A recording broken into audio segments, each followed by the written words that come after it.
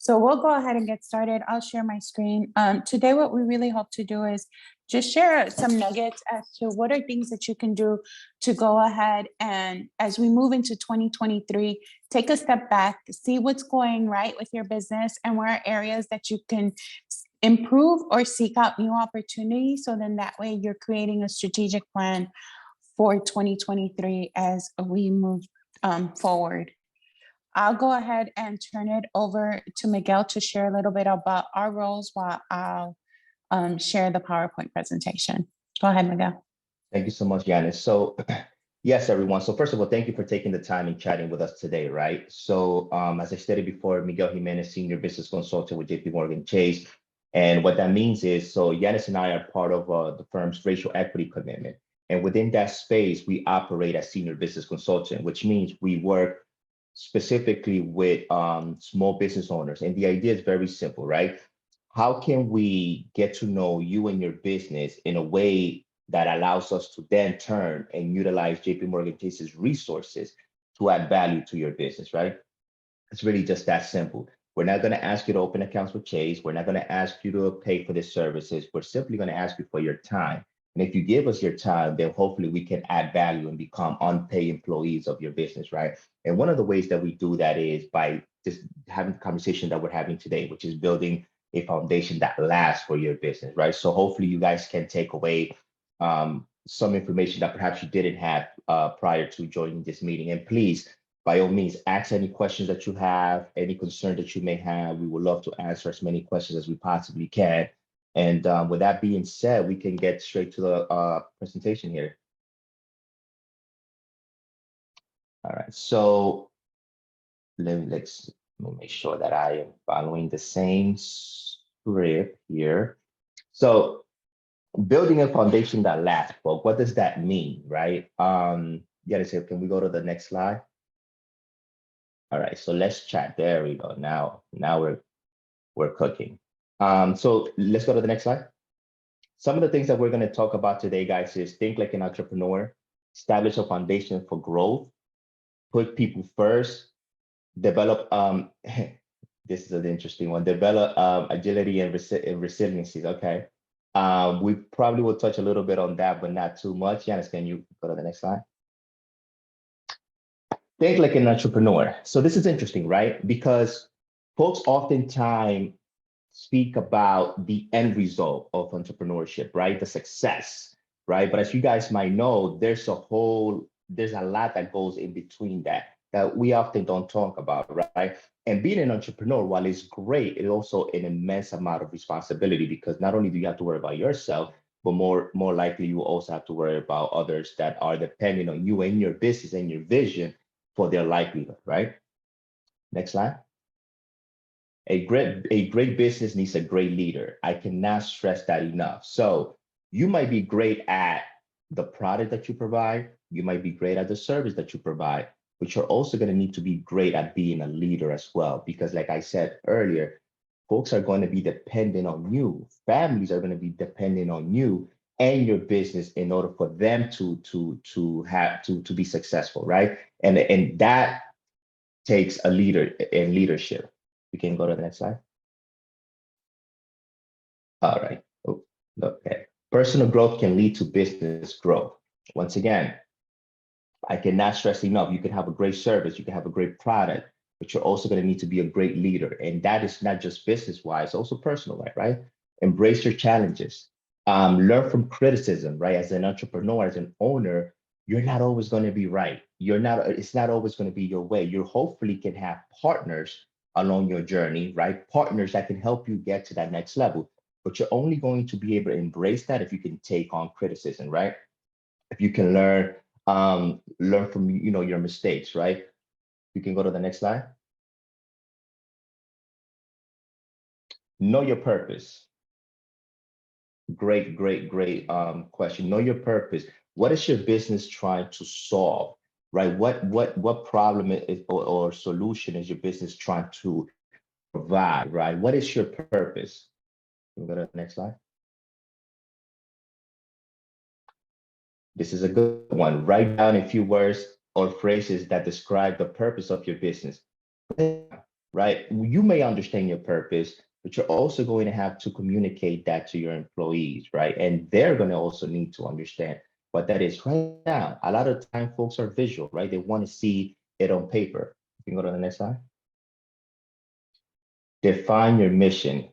How does your business do what it does, right? Oftentimes, I don't know if it happens to you guys that you're in a room and you're having conversation with folks and you're trying to understand, well, what do they do, right? My philosophy is you need to be able to explain it to me so that I can explain it to a 12-year-old child and they can understand it, right? We have to make it that simple. If it's too complicated and I cannot understand what your business does, what product your business provides, then it becomes a little bit hard for me to be able to add value, right? Can we go to the next slide? Yep. Capture your vision. What big change do you want your business to spark? Once again, what are you trying to solve for, right? Is it a service? Is it a product? And what makes your service and your product different than what's already out there? Is there something that's already out there that's similar? And if so, why would I consume your product versus the competitor? What makes you different? Can we go to the next slide? I think yep. Tips for writing your purpose mission. Okay, this is a good one. Very simple. We're going to go straight to the first one. Get it on paper, right? Like I mentioned before, write these things down. A lot of times, folks are going to be able to better capture your purpose, your mission, whatever that is, when it's on paper. Can we go to the next slide? What about profit? Kind of goes back to my first statement before, right? Business cannot function without profit. Your vision is not possible without profit, right? Profit fuels growth. Not just that, but guess what, guys? There's no, when you're an entrepreneur, there's no check every 2 weeks. That doesn't exist, right? You eat what you hunt, right? But there are people that are working for you in your business that they do depend on that check every 2 weeks. And that only happens with profit. So while your vision might be great, your product might be great, your service might be great, what are we, is there a profit in here? And if so, does it make sense? Is your original investment, are you seeing the profit that makes sense for this business? Oftentimes we have this conversation with my mentees, especially now in today's climate, right? There's nothing that you consume today, right? November 1st, that is cheaper than November 1st of 2021. Absolutely nothing, in my opinion, right? Well, are you also implementing those changes into your business? Because guess what? Somebody's going to have to eat these inflation numbers. It's either going to be you, it's going to be your customers, right? More than likely not going to be your supplier. So someone is going to have to eat these inflation numbers. Let's make it a way that your business doesn't absorb all of that blow, because if it does, that could potentially end your business, right? Can we go to the next slide? Let's go to the next one. Let's get through this one. Establishing a foundation for growth. Perfect. Next slide. Very simple. Business structure, LLC, corporation, sole proprietorship. What is it, right? It's extremely important to establish that. It's extremely important to have an accountant establish that for you, because that individual is going to be able to tell you what you can leverage from a tax benefit perspective. What can you leverage in order to continue your business growth, right? Can we go to the next slide? Yep, this is just going over the different ways you can incorporate your business. Again, my advice when it comes to this, guys, is very simple. Get an accountant. These folks are professionals. Have them tell you. You might think an S corp is the right way to go, but it may not be. It may be an LLC. This individual should be able to not just advise you, but also educate you as to which entity of route is best for you, your business, and your tax liability, which is different, right? It's different than mine. It's different than anybody else's. Can we go to the next slide? And streamline my operation. So I often have this conversation with my mentees, which is your decisions have to be driven by data.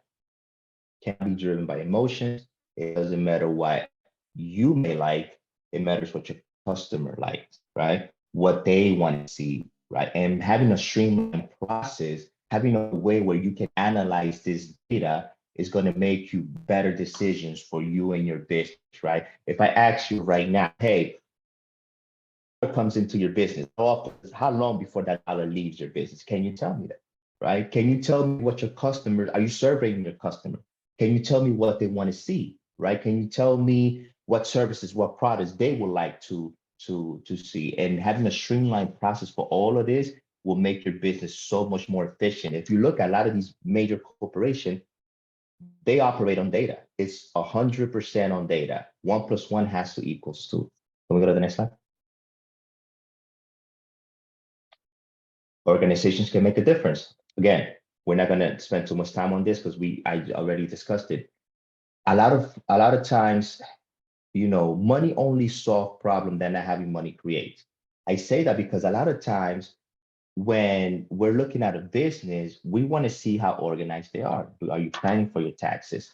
Do you find the right space? Establish a customer support system. All of these organizations are going to make your business, if you have them in place, they're going to make your business so much more efficient, and you're going to be able to make better decisions on your business. And again, money only solve problem that not having money creates. Just because you're having an issue, is it really a money issue? Do we have to run and get a loan, or is it more of an organizational issue?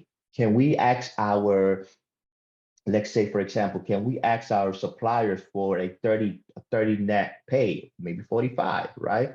Why not? What about our customer? If we're getting paid by our customer every 30 days, can we shorten that time frame, right? All these different things, you're just are part of being organized, right? And you're just making your business that much more efficient. Can we go to the next slide? Find your roadmap. Again, kind of similar to what we discussed earlier. What's your purpose? What are you trying to solve? And can you communicate that efficiently to folks? Next slide.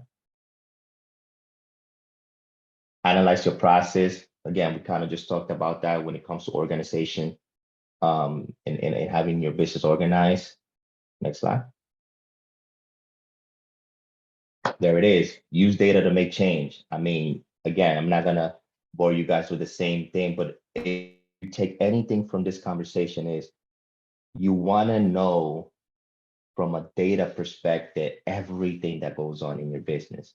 I need to know 1+1 equals 2. Why is this happening? Why is that happening? But I need to know based on data, because if you do that, trust me, your decision making is going to be so much more efficient, easier, and just overall, again, based on the data, overall more likelihood of success will increase.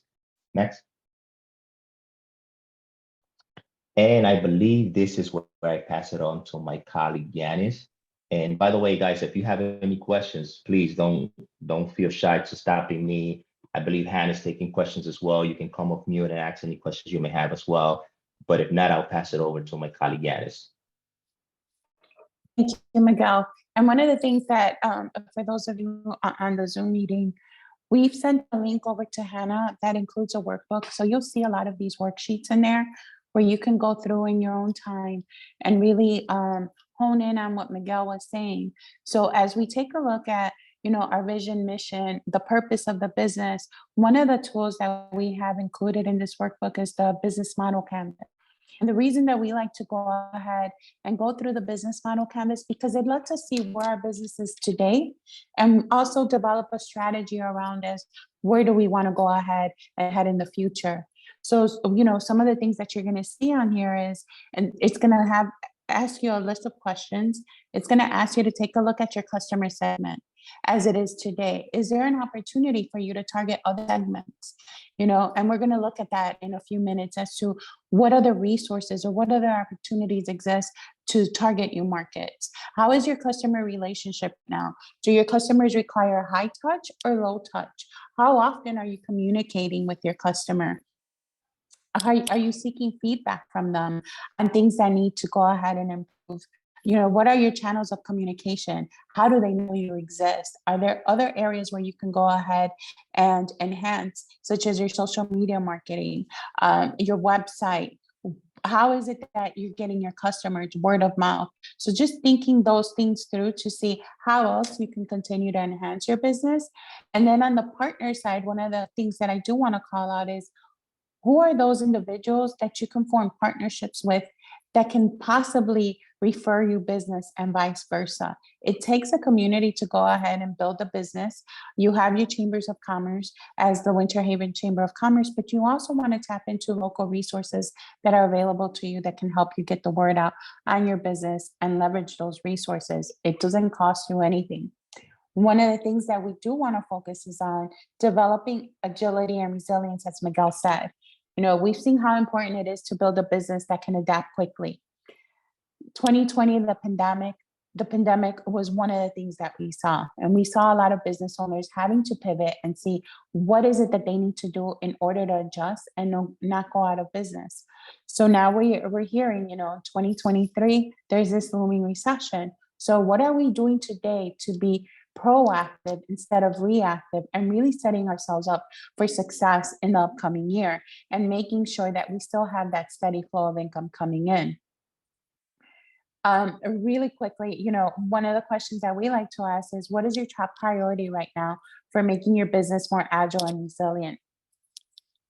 Is it more important to you to go ahead and build a bigger cash buffer? Do you need to secure new capital? Miguel, go ahead and agree with me. The best time to go ahead and ask for capital is when you don't need it. Is that the time to go ahead and do so? Miguel, do you want to jump in? I saw your hand moving there a minute. 100%. 100%. I often tell folks, and Kevin is the BRM on the call, but I often tell folks, imagine if you had to take money out of your pocket to lend to me. You just met me today. You will at least want to know the very basic that I can pay you back, right? And if I come to you with a problem that can put that in question, it's going to make getting that loan that much more difficult, right? It's not impossible, it just makes it more difficult, which is why I always advise my client, hey, let's get a line of credit in place. Let's get some type of credit facility when you don't need it, when you're not against the wall that, hey, I need $100,000 by the end of the week. If not, I'm going to lose this contract, this deal, whatever the case might be. It makes it that much more complicated to work from that position than when, I don't need it right now, but I would like a line of credit in the event that I get X, Y, Z happen. Yes. Yeah. And the next thing is improving cybersecurity. Like, we can all use that from the personal to the business side. And no business, no matter how big or small you are, is how can I put it? Is hack proof. You want to make sure that you have the right tools and everything in place to make sure that your business is protected at the end of the day. That includes your business accounts, to your email accounts, to your business just in general. Maybe one of your priorities is to find new customers. How do we do that? Are you targeting individuals? Are you targeting corporations? Maybe government contracting is an opportunity for you, or private sector contracting. Just looking at what your options are and developing a strategy around that. Maybe you want to go ahead and invest in new tools and equipment to help meet your future needs of your business. I think that as we go through these next couple of slides, you'll see I often have mentees that want to go ahead and streamline their process. I know that they need certain systems, and they get bogged down because they're like, okay, there's all these systems out there, and right now they're kind of too costly for me at this point. You don't need everything right away. It's just knowing what exists out there and knowing at what time you should be incorporating them into your business. And then finally, just strengthening business relationships. We use this a lot in the banking world, is strengthening up that business relationship with your business banker.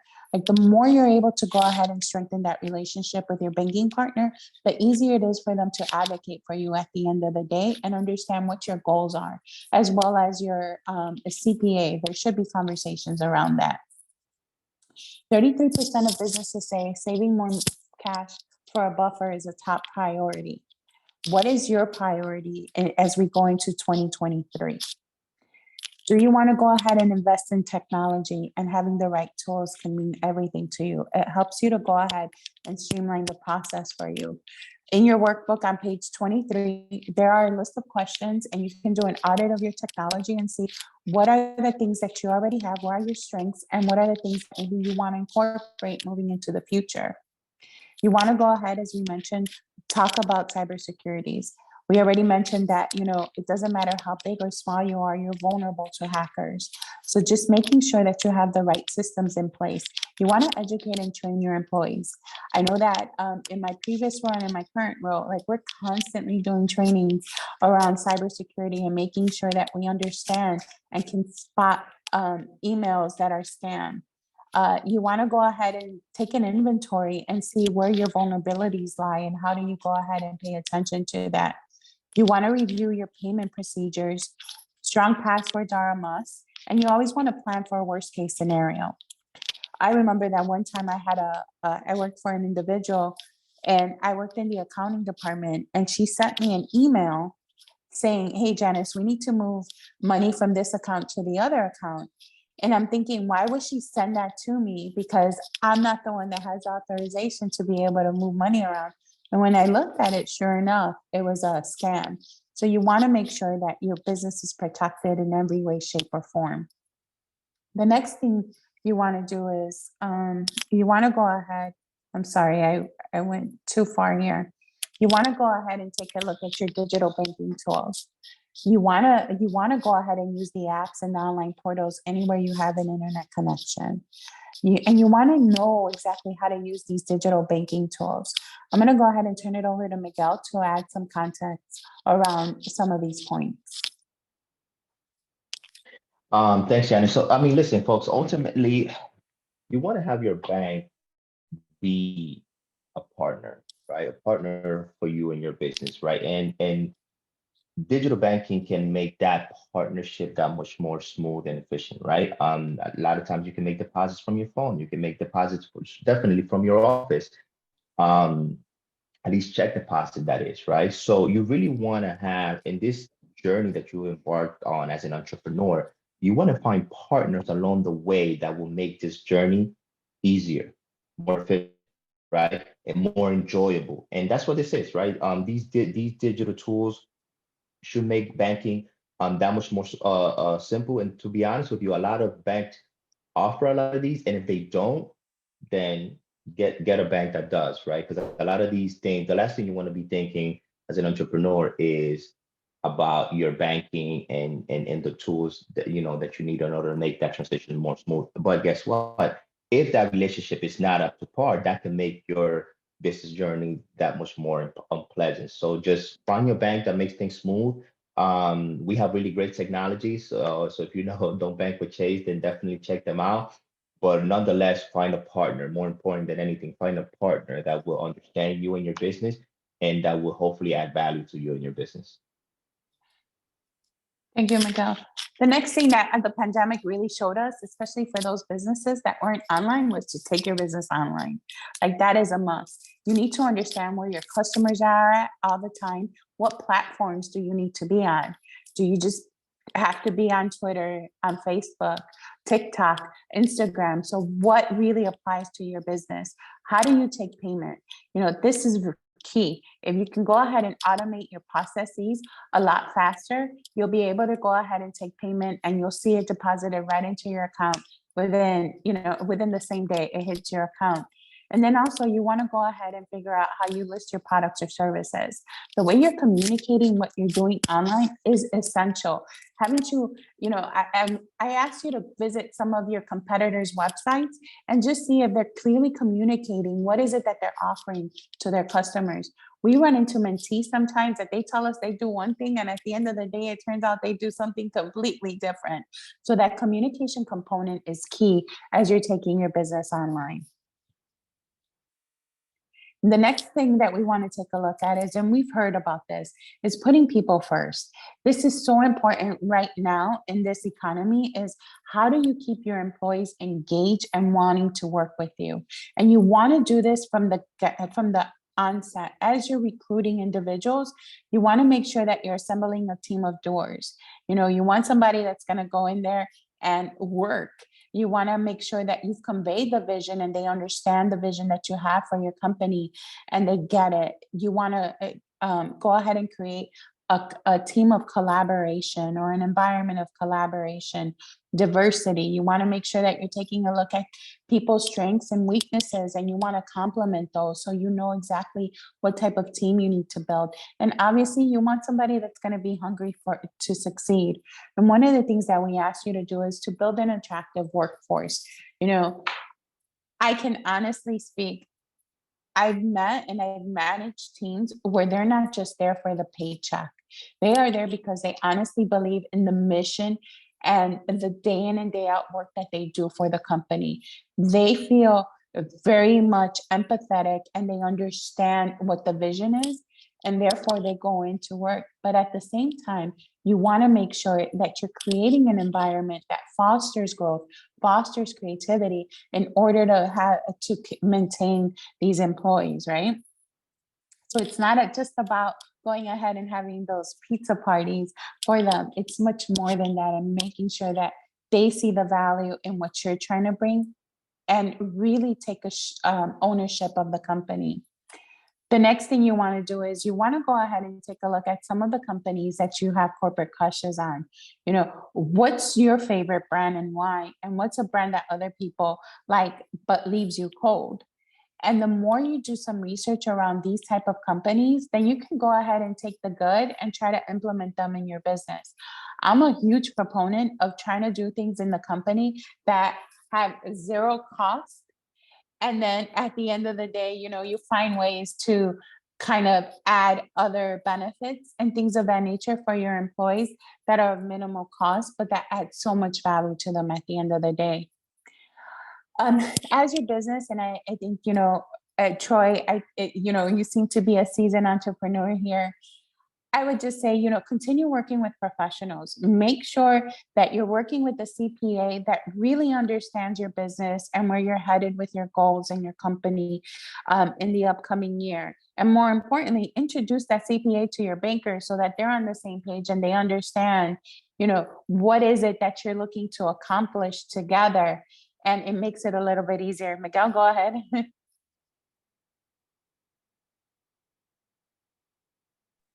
Sorry, couldn't get off mute there. I just wanted to add real quick, folks.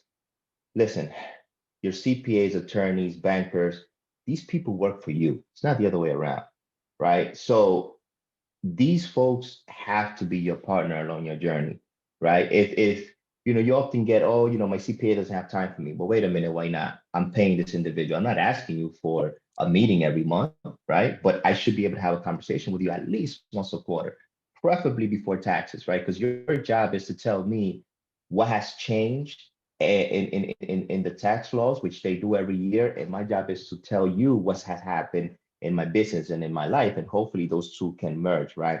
But ultimately, these folks have to be your partners, and they have to give you the, you know, time. They work for you. It's just not the other way around. And if you once you understand that, it will help your business get to that next level. Yeah, and the other thing too here is it's not only those individuals, but there's also, you know, as you're looking to bring on um, employees, sometimes you might want to consider doing a 1099 and outsourcing versus bringing on an employee, a full-time employee, if the company can't sustain its wages right now, that employee's wages. So just think about other ways that you can go ahead and bring in additional individuals into your business. There's organizations out there right now that are providing training to individuals, and they pay for up to 3 months worth of somebody's salary if you want to bring them on. I know that through the state of Florida's Department of Employee Services, they have some programs available. I know that I've met with other mentees and they've gone through AARP where they obtain a seasoned professional and they work with them, you know, for part-time basis, and they're picking up the salary on the tail end. So it's about creating creative around this part in terms of your employees. And then obviously, you know, I echo everything that Miguel has said. It is very important that you are working with professionals with your business and they're all communicating with each other to help you get to your end goal. The next thing is it's just connecting with influencers. And that goes back to something that I said earlier, those partners, who are your key partners in the community that can help you open doors and introduce you to others. Leverage the Chamber of Commerce. You have them there. There's a great network there. So make sure that you're leveraging those partnerships to get you connected to other people in the community, as well as taking a look at your suppliers, any vendors that you have that can introduce you to others.